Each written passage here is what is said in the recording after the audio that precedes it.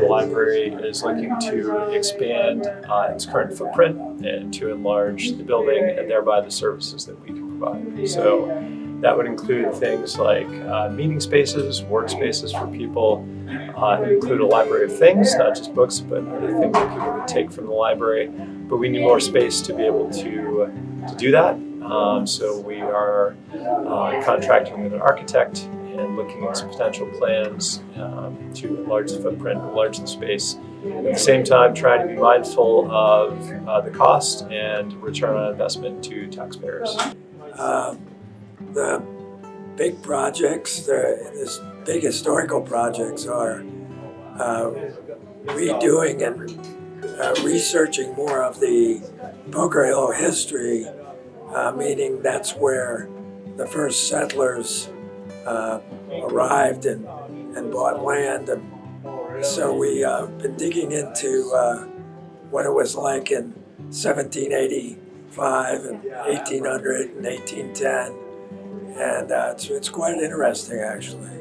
And we're also continuing with oral histories. If you go to Underhill historicalsociety.org, our website continues to have a lot of historic information about Underhill, but also has a lot of photographs.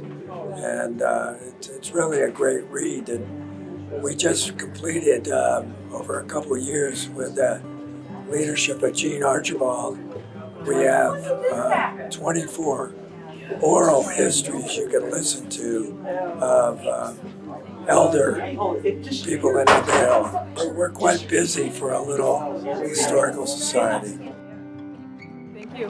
Either of you would like some info about Article 11? This is the Apartheid-Free Community Pledge, and it's on the ballot because I personally, as a Underhill resident, am outraged that the tax money that goes from myself and other Underhill residents that could be used for things that we need locally is instead going to fund apartheid in Palestine.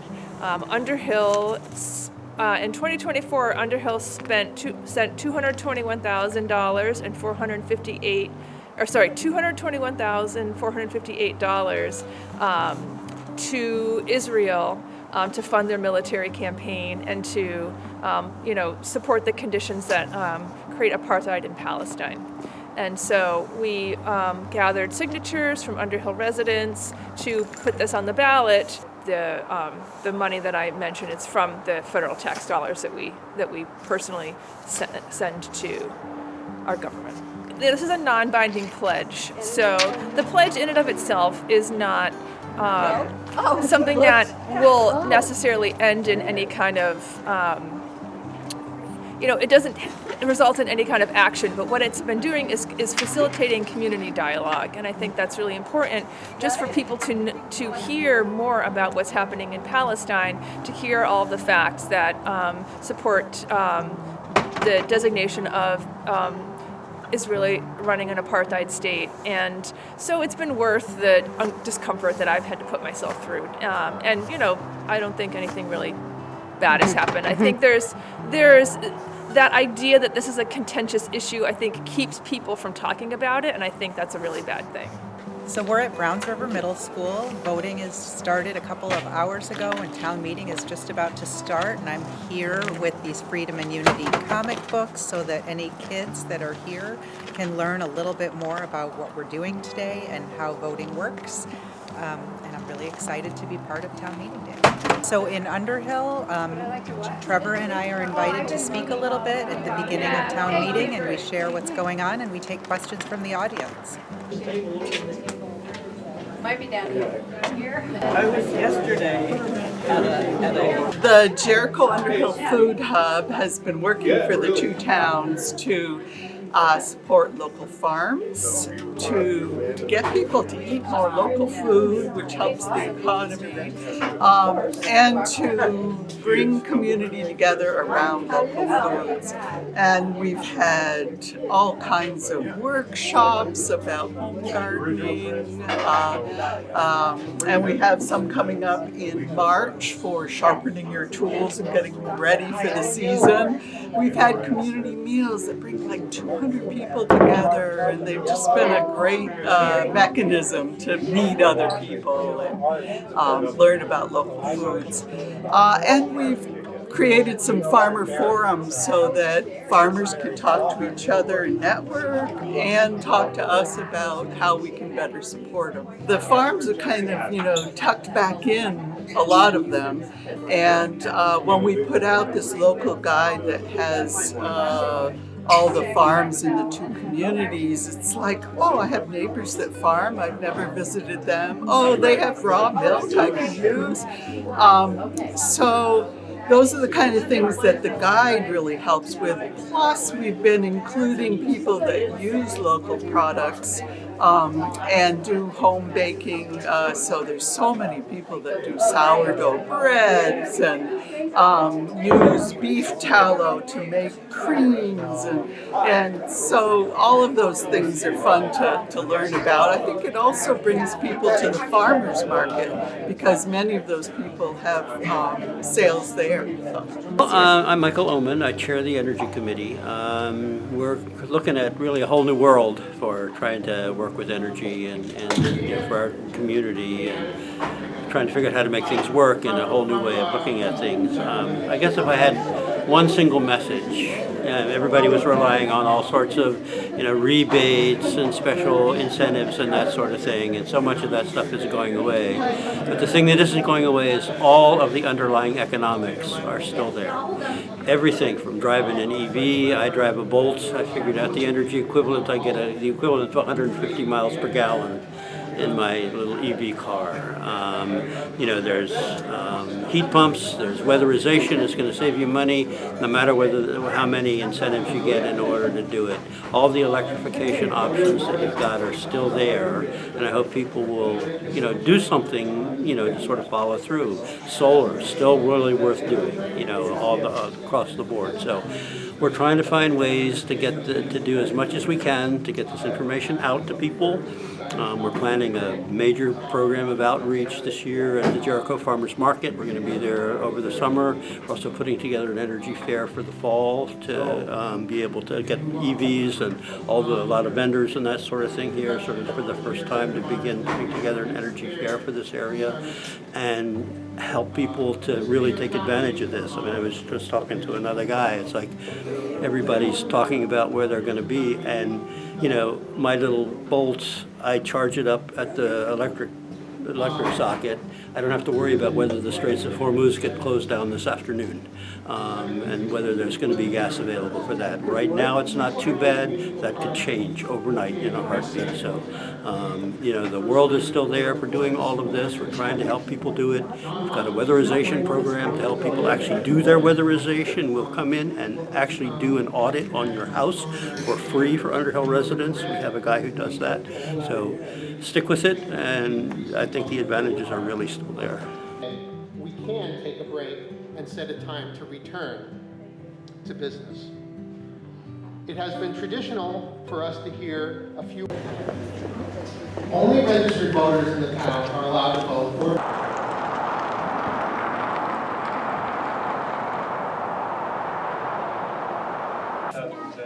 We have some handouts for the people and some tote bags, some coloring books for the kids, just to spread the word to the public of make sure you check your smoke detectors, and if you have any questions for the fire department, we're able to answer them. We're here just making E911 reflective address signs today. So if people don't have their house well marked, it makes a huge difference for us, the fire department. UPS, USPS helps everybody to be able to find your house. We're not looking for volunteers right now. We're pretty full, which is a great problem to have. We've had great support from the communities and the towns over the years. Yeah, and if you think you're having an emergency, please call early before things get worse and call 911. We organize international exchanges for youth, bringing students from other countries here and then also students to other countries in the U.S. Across the globe. And so we're looking for host families to help host these students. We have programs in May and July. And so there's students coming from the Philippines, Pacific Islands, and Africa as well.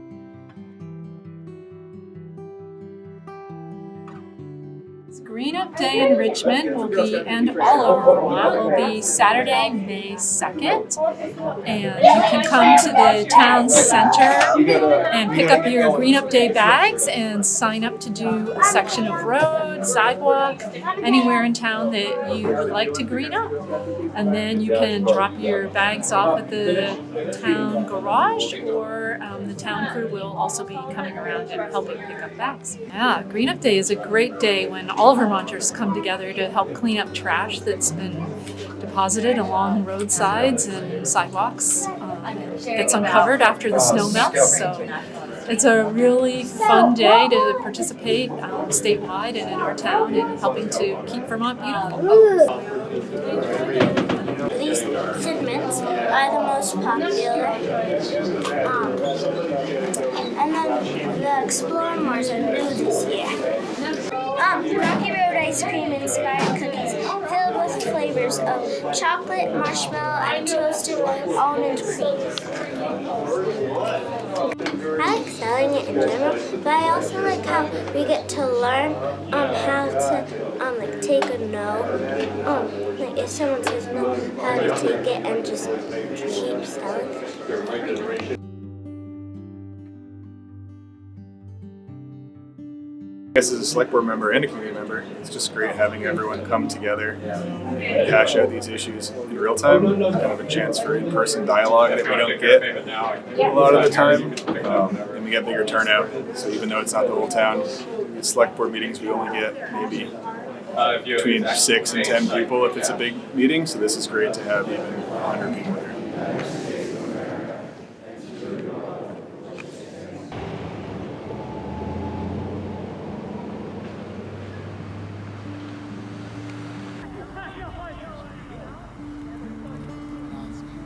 I am running for the open seat on the select board, and I'm sitting out here and chatting with people as they come and go, answering questions they have, and chatting with Joe, my opponent, in a very friendly race. And so it's been a good day. I'm curious why some of the select board positions are an uncontested line, and then you and Joe are running against each other, but other people aren't. Well, that's a good question. And so when you decide to run for the select board, you choose which seat you're running for. Okay, I got it. And so there are three seats up for election this year. 2 of them are by people who are currently on the select board, and 1 by someone who's stepping down. So it's an open seat. And so my feeling was, well, I would rather run for the open seat than against somebody who's already serving. Got it, okay. I mean, I've been on the planning commission for many years, and we've had done a lot of thinking about how to move the town forward, and there's a number of things I'd be excited to do, and I'm excited for the opportunity to make some of these things happen. Well, basically, I'm running for select board. I was asked to run for the 1-year position, so I decided to run, and also my wife made me a new toque, so I wanted to try it out for a cold day. So yeah, I'm out here at the request of certain people in town to ask me to run again. What do you like about town meeting day? I love the new format. I think it's very well done, especially our last open forum on January. The parameters set by the select board to make sure it's more equitable and not so unpredictable. So the town meeting reimagined and the committee's work has been exemplary in bringing everything forward so it's fair, equitable, and more access. Today it's been a very busy day right now for elections. We've seen a lot of people come in and out today.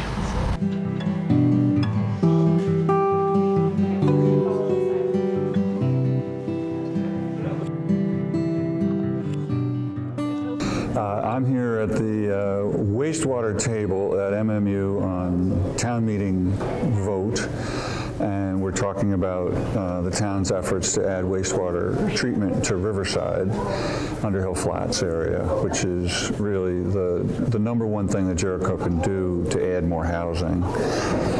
And wastewater treatment is a limiting factor. And the reason why it's so important to be talking about this on town meeting day is that the number one thing that Jericho can do to lower property taxes is to add more housing and add more children. The state algorithm on property tax for education is driven by cost per student. And to lower the cost per student in the MMU district, we need more children. Right now, there's 37% fewer children at MMU than there was 20 years ago. We have all that overhead is divided up on a smaller number of children. So we need more students in Jericho to lower property taxes. And the best way to get there is to add wastewater in Riverside. Some of the questions that we've gotten here are people are concerned that there's going to be an open pit style, open tank style wastewater treatment system in Riverside, and that's not what the town is looking at. The town's looking at just leach fields similar to the ones that are already at your house, just on a much larger scale, and similar to the community wastewater systems that are already all over Jericho. There's a bunch of large developments that have their own community wastewater systems, and that's what we're talking about. One of the reasons why this is so important is that a large share of the houses in Jericho were built in the 1970s, 1980s, and early 1990s. And those wastewater systems are now 30, 40, some approaching 50 years old. And we have health issues. We have people who can't take a bath in their house because their wells are polluted. So wastewater treatment in the town center is something that we really need as a town. So right now there's a task force that is looking at what it's going to take to add wastewater treatment, public wastewater treatment system to the Riverside area. And it's a highly qualified task force. 2 members of the select board on it. So this is not like an ordinary committee where the things go to die. It's a task force being led by the select board. So they're digging test pits and trying to figure out where a leach field could go. And once the preliminary engineering is done and there are cost estimates, then the select board will engage the public on a proposal. Yeah, this is on town meeting day in Jericho. We're voting on the budget by paper ballot. So people are walking by into the library and getting their ballots and checking the box, yes or no, and voting also for select board and other things. And that is the second year that we're voting, that the final vote on our town budget is by Australian ballot. And leading up to this, there were 2 meetings, one in the last fall, where it was sort of a brainstorming meeting as the budget process was just getting kicked off. And then as the select board began to, they'd all fall, listened to members of the staff and members of the public about what people wanted in their budget and put together a draft. And then we came together in January and had a meeting here, what we call Town Meeting Reimagined. And that was an opportunity for people to asked questions about the draft budget. The select board was here. There were, I forget, I think, between folks on, we have a hybrid meeting, and there were about 45 people online and about 75 people, 80 people in the room, and people asked questions, people proposed some changes, debated them. It felt very much like the old town meeting, and but the difference is that we were talking about a draft, and at the end of the meeting, the vote was, shall the people in this room recommend that the select board present to the voters on town meeting day a budget of whatever the total is. So it's a new process that tries to retain the community involvement in putting the budget together and have a meeting where we can be in person. We had, the hallway was full of tables ahead of time, and people were eating chili and talking to their neighbors and talking to people on different committees. And then we went in and had 3 hours of learning about the town budget and why the select board made the choices they did, and we proposed some changes, and someone proposed changes. Some of them were voted down and some of them were approved, and now the final vote is today. Well, what kicked this all off is in the March town meeting 2024, there was a proposal to have the budget be voted purely by Australian ballot. And at that meeting, folks amended that motion, and we passed the motion to move to Australian ballot with an interim meeting where people could provide active feedback, and modify the draft that would be, presented to the voters. So the first, in 2025, we went through our first process, and in January 2025, we had that first meeting. And we held that in the auditorium, and it was hard for folks online to hear, and it was hard, and the vote counting was challenging. And so the task force that you and I both serve on spent a lot of time in the interim year trying to work on the technology, move the meeting to the library where the acoustics are better, worked out a better system for voting for the folks who are voting online, and those things all went much better this year. And now we're again asking for feedback from folks. And as one example, something that people found very confusing was that it was not clear. There were some the communications between the task force and the select board kind of fell apart at the very end, and we didn't go into the meeting with a clear warning of what we were voting on, and that ended up being confusing. So we learned, okay, we need to do a better job of communicating with the select board toward the end of the process next year. And we're asking people to fill out questionnaires. They're available at Town Hall. You can go to a QR code and fill it out online, or you can pick up a questionnaire in paper and do what worked, what do you think we could improve. We'll continue to work on it.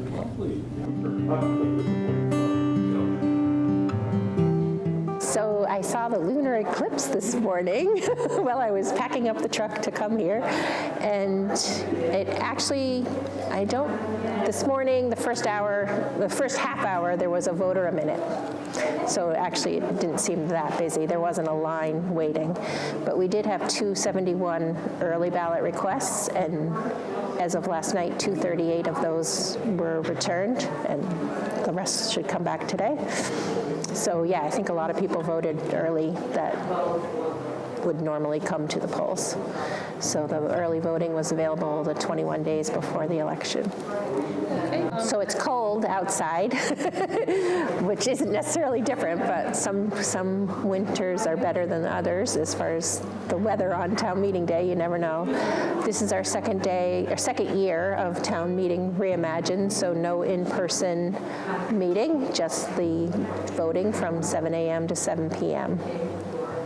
election officials today is primarily our elected justices of the peace and the select board members that make up the Board of Civil Authority.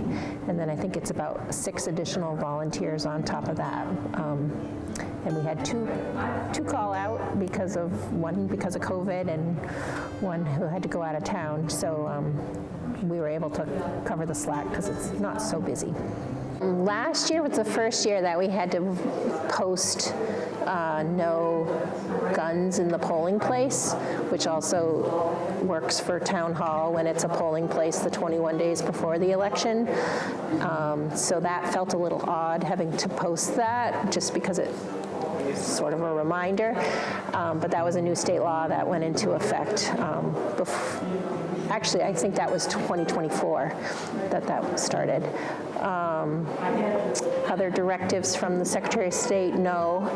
The things that are being talked about at the federal level have not happened, but I actually have had people coming in to make sure that they were going to be valid on the checklist. You know, if they've changed their name or something like that, they want to make sure that they don't have to bring their birth certificate to vote. So as of right now, there's no great election laws in the works that I know of.